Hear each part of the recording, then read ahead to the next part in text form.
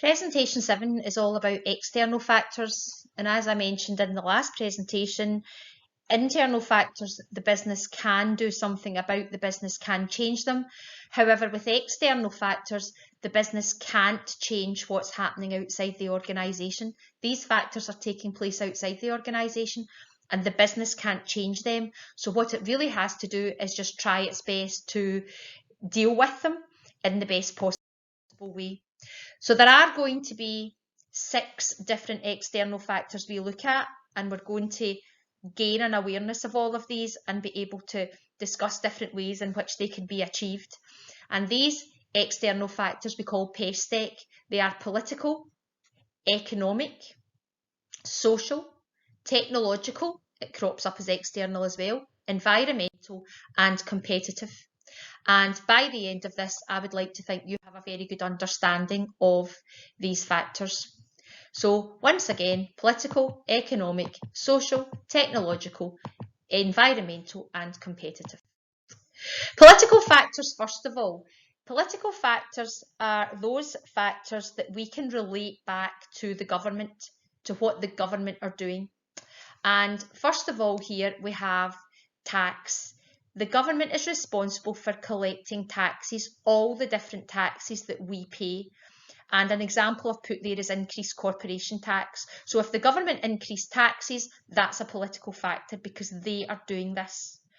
Corporation tax is a tax that companies pay on their profits. And bizarrely enough, as I narrate this presentation, the Chancellor of the Exchequer, in order to pay back all the furlough and everything that happened over lockdown, is suggesting that companies are going to be paying an increased corporation tax. It's not set in stone yet, but he thinks that companies should be paying back a higher rate of corporation tax. That's a political factor because it's been decided by the government. Any kind of legislation whatsoever, any laws or regulations that are brought in would be a political factor. So the introduction of an upgraded Health and Safety at Work Act, the introduction of the living wage, when they banned smoking in pubs, these are all regulations or laws that have been introduced, and these are political factors. The one there I've put environmental regulations kind of tend to be part of legislation as well, because the government is trying to restrict waste going to landfill, encouraging us to recycle. Trade restrictions are another one. The government can impose tariffs or duties on imports and exports. And what that does is, for goods coming into the country, we may have to pay an import duty, which increases the price of it. And it might be for other countries to accept our products, we have to pay some kind of export duty. Once again, these are determined by the government, so they're political factors. Political stability is something else that we can talk about here. And by political stability, what we're talking about is the government can bring about certain policies that will stabilise the economy. I'm actually going to talk about these a little bit more under economic factors because I feel they probably kind of slot in there a little bit better. So political factors, any legislation, increases or decreases in taxation introduced by the government. Economic factors deal with certain things in the economy. Economic growth is the output of your country growing or not? Economic growth means, a positive economic growth means the output of your country is increasing, and obviously every government of every country would like to achieve that. So it's really important that businesses are doing well in order to promote this thing called economic growth. Interest rates are also going to have a big effect. We're going to talk about all of these in the next slide. Exchange rates, how many dollars for the pound or how many euros for the pound, etc.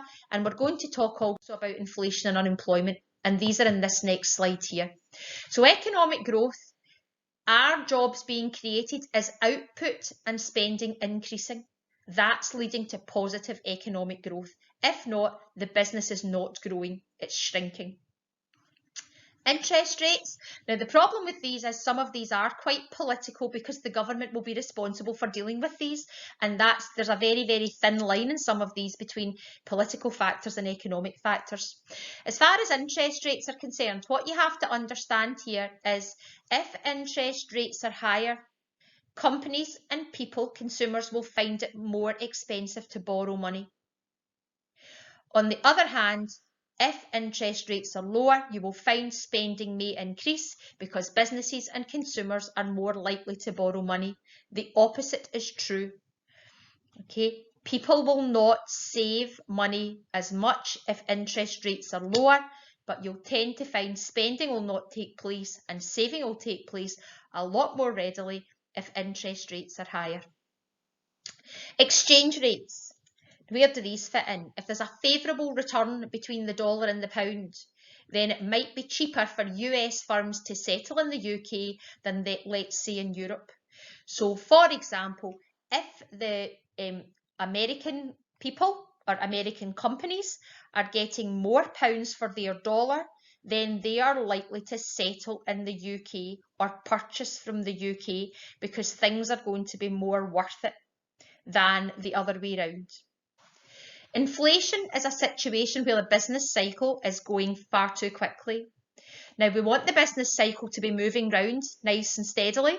However, if the business cycle moves too quickly, then what happens is there's far too much money available for spending. People have got jobs because businesses are doing well. The jobs are going to result in increased wages, and the increased wages are there to be spent. If the economy is doing really well, the business cycle can start to move too fast because people have got money available. Now, what that does is we have a situation of too much money chasing too few products, and we call that inflation. And that's not a good thing. We have to make sure that products are not too highly priced so people can afford them and businesses don't suffer because they can't afford to buy raw materials, etc. So there's a nice steady business cycle. Too fast leads to inflation. However, if the business cycle is too slow and it's going very sluggishly, then what happens there is people have not got the same number of jobs. The business is in what we call a recession. The money's not there for spending, so businesses suffer. And what happens then is people are made redundant, and so the cycle goes on. So we can have inflation when the cycle's going too fast, and we can have unemployment when the cycle's going too slow. Now, how is this an economic factor? They're economic factors because they're affecting our country, our economy. But what happens then is governments have to step in to try and sort these, and that's what we're going to talk about now. Governments step in using an economic policy, and the choice of economic policy is entirely up to each individual government, what they believe works best. And there are two types of economic policy. One is fiscal and one is monetary. Now, what these are doing is these are controlling that business cycle, slowing it down if it's going too fast and speeding it up if it's going too slowly. Fiscal policy deals with government spending and the use of taxation. Monetary policy tends to deal with changing interest rates. So what I would like to do on that last slide, my presentation has moved forward, is I would like to stress that if the government choose to spend more money on infrastructure, building hospitals, building schools, then what that's going to do is boost the economy. And it's going to speed up the business cycle, which is what we want to happen when times are sluggish. They may also want to reduce taxation to consumers and businesses so they spend more. The opposite effect would happen. If you want to slow the economy down, spend less money on infrastructure, schools, hospitals, etc., and make sure that you increase taxation because that gives consumers less money to spend and that will slow down the business cycle. Monetary policy, on the other hand, is where the business can manipulate interest rates, and we talked about that a little bit earlier on. If the business cycle is going too slowly, then the government has to find a way of boosting spending. So by doing that, they would like to reduce interest rates so people don't save, they spend, and they'll be able to borrow money more cheaply because the interest rate is down. If they want to slow the economy down, then what they would do is increase interest rates to discourage spending as much, make borrowing more expensive, and encourage people to spend. And that's how governments will manipulate the economy, through fiscal policy or monetary policy. Our next factor are social factors, and social factors really are determined by things like demographics, the way the country's made up, by people's lifestyles, the way the labour market's made up, trends and fashions, attitudes, education levels, and of course we now have more ethnic markets, and they're going to be talked about a little bit more in this slide. Demographics is the change in the nature of the population. We now have more older people living longer than we ever had before. So what that means is we have to have more products, more goods, more services that would be suitable for older people to buy. That's a social factor. Companies have to think about this. As far as lifestyles are concerned, you're looking at what people want, how people want to spend their money now. For example, we have more people enjoying going out running, going to gyms, keeping healthy. That's going to determine what people buy, and businesses have got to adapt to that. We then have the structure of the labour market. We've now got more women in the labour market than we ever had before, meaning more nurseries for children because their parents are going out to work. We maybe have more service sector jobs. The result of that would be there's much bigger choice for people. People working temporary and part-time employment. So what that might mean is that people have got different ways they want to spend their money, and that's what we're talking about with the structure of the labour market. Changes in taste. Fashions change all the time. Trends change all the time. And the result of that is that businesses have to keep up with that, because they can't stop changes in fashions. All of these things can't be stopped. There just have to be ways of trying to live with them. So they just have to keep up with the trends and fashions in different ways. Changes in people's opinions. People maybe wanting to be vegan now, which wasn't such a big thing before. People being vegetarian, people having different attitudes means that different products have to be created for these people. Education. We look at people maybe with a better education might choose to in this particular example here, choose to read a more intellectual newspaper like The Guardian. And other people who are maybe not so educated might choose to read The Sun. People who maybe have an education might be looking for an increase in things like books, etc. Whereas other people might find that they maybe prefer socialising or things like that. Ethnic, we now have a wide range of different cultures in our country, and it's really important that there are different outlets there to be able to cater for these people's needs, requirements, whether it's clothing, whether it's foodstuffs, etc. We're now moving on to technological factors, and this is the second time this has cropped up, because it obviously cropped up under internal factors. Under internal factors, businesses have a choice to keep up with the technology that's there. What makes technology an external factor is technology is constantly updating, and businesses have to try to keep up with that. They can't stop changes in technology. And we're going to look at here, things like advances in IT. Research and development activities, so much more prevalent now than it ever was. Automation, e-commerce, and we're going to look at these in a bit more depth. So changes in software and hardware. In the school, there has just been an update on the computers to Windows 10. That's a change in software that comes about, it improves it makes it much slicker, and as a result of that, it has to happen. Nowadays, if you have Windows 7, your computer will be much slower and you can't update that anymore. Research and development. Companies are spending lots and lots of money to be innovative, to come up with new and better products. New and better products, new and better pieces of technology, faster technology. That's happening out there. If you've got some of the older equipment, then you're going to be much slower and you're going to be behind your rivals. And a lot of your manufacturing companies have now chosen to use automation, and that's where you're pretty much using machinery that is controlled by computers, so that there's less, very, very little need for human contact there for a labour force. And that's just the way that businesses are going now. Automation leads to such a big output compared to what humans can do. And that's another thing. We talk about that a little bit more in operations. And finally, we've got e-commerce here, and e-commerce is all about buying and selling online. Organisations now, if they don't have an e-commerce website, they've totally fallen behind. Some organisations have got a website as well as storefronts, and you will be able to either buy in a store or you'll be able to buy online. And if you're not doing that, you're not keeping up, because you're not getting the world base. You're not getting those customers that you can't reach because they're in the other side of the world. So all of these things are technological advances that are happening out there. They're external because they're happening, and businesses either have to keep up with them or fall behind.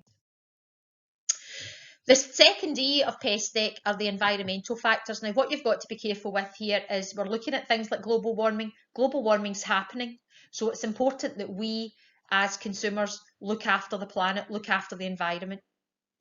Recycling. Try to encourage recycling, because what that's going to do is help the planet. Watch the way you deal with your waste. Okay, there's legislation out there telling organisations how they should deal with their waste. There's something a little bit political in there as well. People who are now looking at buying organic foods that have no pesticides sprayed on them. And this is obviously going to go into a bit more depth, so we have to be careful, because we have to try to reduce our carbon footprint, because global warming's there. Recycling, saving the planet's resources and trying to reuse items as much as we possibly can. Disposing of waste, I said that to you there. You'll tend to see tankers, round tankers that are collecting. People like Hani, Acer, all of these companies actually go around collecting companies' waste, so it isn't being pumped into rivers, etc., and polluting what's living in the rivers. People moving more now towards organic foods, etc. Now, what I would say with that last one is, this question, when it comes up, can be very much answered at environmental factors by using the weather. So you could actually talk about the weather. What's the effect of floods? How do floods affect businesses? How do things like the beast from the east, the heavy snowfall, affect companies? What about really, really, really warm weather? How does that affect businesses? The weather can't be controlled, and the weather is a big environmental factor as well, because that can have a huge impact on the way a business runs, and the business can't stop it.